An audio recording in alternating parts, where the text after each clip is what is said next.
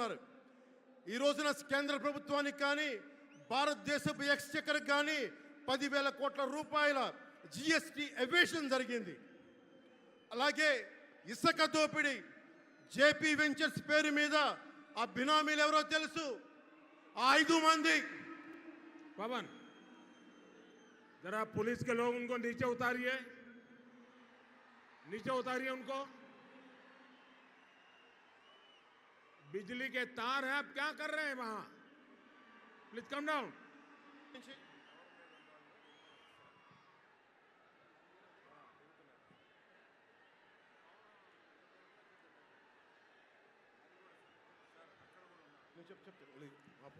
आपकी जिंदगी हमारे लिए बहुत कीमती है। प्लीज नीचे आइए। आप मीडिया वालों ने आपकी फोटो ले ली है, आप नीचे आइए।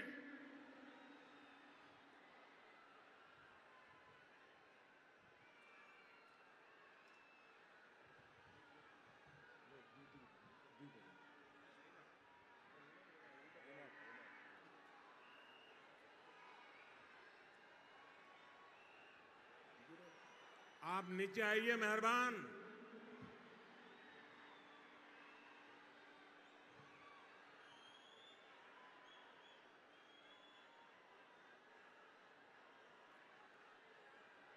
यहां जो पुलिस के लोग होंगे, इन सभी टावर पे जरा कहर करें।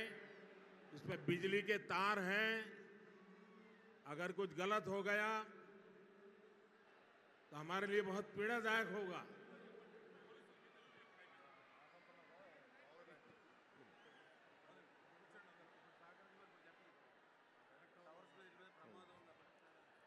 దయచేసి అందరూ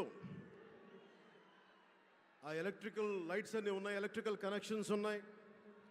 దయచేసి మీ ప్రాణాల మీద ప్రధానమంత్రి గారు ఎప్పుడు ప్రోటోకాల్ బ్రేక్ చేసి మరి మీకోసం వచ్చారు. దయచేసి వాటి మీదకి ఎక్కకండి. సభ సజావుగా జరగాలి, మీరు క్షేమంగా ఇంటికి వెళ్ళాలని ప్రధానమంత్రి మోదీ గారు కోరుకుంటూ మరి సభ కంటే ముందు వచ్చారు. ఆయన మాట్లాడగల సమయం కంటే కూడా ముందు వచ్చారు మీకోసం. దయచేసి బాబు మీరు కూడా దిగిపోయింది అక్కడి నుంచి. ఆ టవర్ నుంచి దిగిపోమ్మా, నువ్వు కూడా దిగిపో. 6 నుంచి ఒక్క దిగిపో, దిగిపో దిగిపో దిగాలి. దయచేసి కింద ఉన్న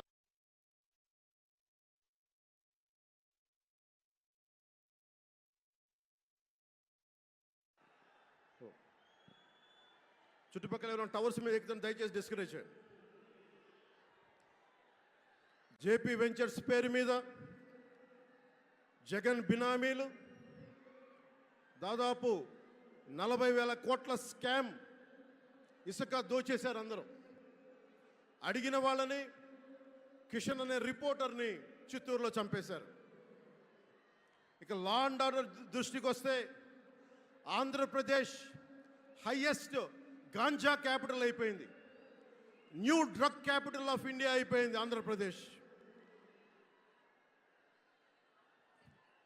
రాజ్యసభ హోంశాఖ సహాయ మంత్రి శ్రీ అజయ్ కుమార్ మిశ్రా గారు 2019 ఒక ప్రశ్నకి సమాధానంగా 2019-2021లో 30,196 ఆడవాళ్ళు అదృశ్యమయ్యారని చెప్పి స్వయాన రిపోర్ట్ చేశారు. 7,918 మంది 18 ఏళ్లలోపు యువతులు, 22,270